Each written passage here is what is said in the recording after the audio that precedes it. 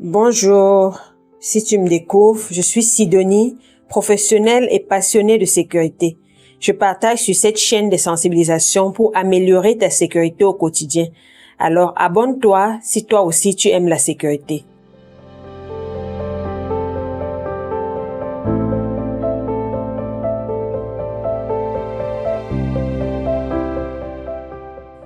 Aujourd'hui, je te parle d'une autre histoire, une histoire qui m'a vraiment fait peur. Elle se passe un mercredi après-midi, dans une cour d'école comme on en voit partout. Nathan, 7 ans, tout petit, tout joyeux.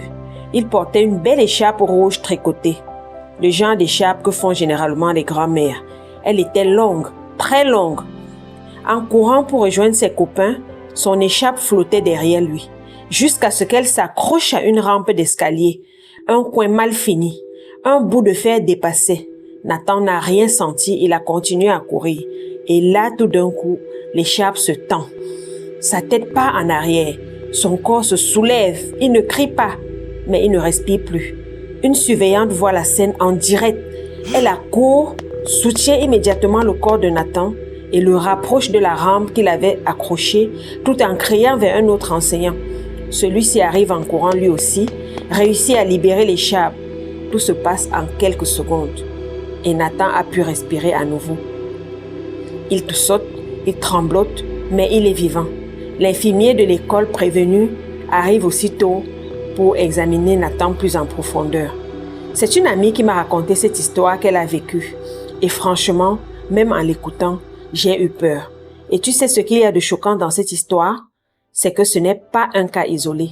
Des objets anodins comme une écharpe, un foulard, une cravate, un cordon de badge peuvent devenir des pièges. Partout. À l'école, à la maison, au travail. À la maison, tu te demandes peut-être, eh oui, un foulard trop près d'un mixeur en marche, un cordon de rideau qui forme une boucle mortelle pendant qu'un enfant joue à côté. Un long câble de chargeur qui pend du lit et s'enroule par mégarde autour du cou. Oui, c'est possible.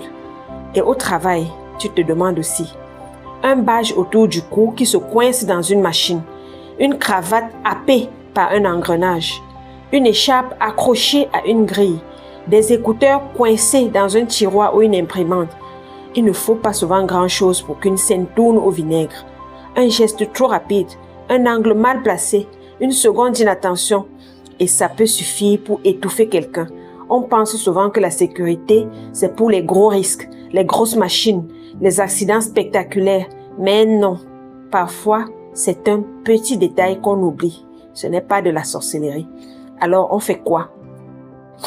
Ok, on évite tout ce qui pend, les cordons, les écharpes, les câbles autour du cou, les cravates lorsqu'on mène certaines activités. On inspecte les zones, les rampes, les crochets, les rebords tranchants et on fait corriger les défauts dès qu'on les repère. On rentre les écharpes, les cravates, les badges quand on est en activité. Et surtout, on garde l'œil ouvert pour les autres. Comme cette brave enseignante l'a fait pour Nathan. Un regard attentif peut éviter un drame.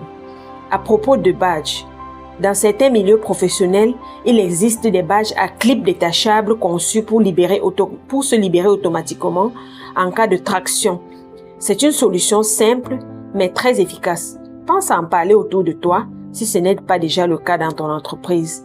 Dis-moi en commentaire si cette histoire t'a aussi fait peur et quel autre danger du même genre tu penses.